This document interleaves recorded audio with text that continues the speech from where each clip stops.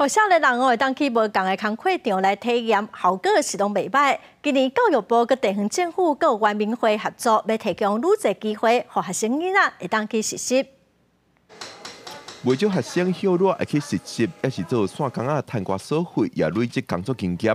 教育部青年发展署为2006年开始，就有青年休热这场体验，也是公部门、私人企业、NGO 的建设计划。亲像这两个学生分别是读建筑系、社法系。去年因参与青年署的计划，休热到社区再生 NGO 实习，是这应用大学学到的知识。第一个主要就是可以拥有实务的工作经验。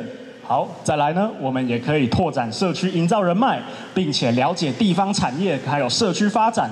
所以综合以上3点，最重要的，我们更了解我们未来职场体验的方向。崔康奎。过去中央地方的学生这场体验计划，拢是分开宣传。今年教育部青年发展署串联地方政府加原民会，共同举办大学生休热期间这场体验计划的记者会。中央地方斗阵推测，帮增加宣传效果。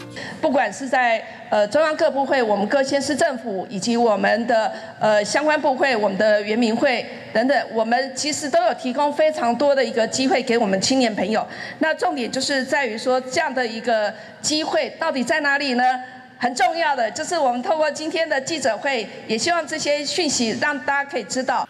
青年发展署表示，这摆休热期间的青年这场体验，中央地方拢总有30个个计划，计共6000个公部门、私人企业、NGO 的会互青年报名，而且这个机会会提供津贴，也是实习的学分，互准备要出社会的大学生会当伫休热2个月，提早接触到工课场，学到功夫。记者郭林玉凯台北报道。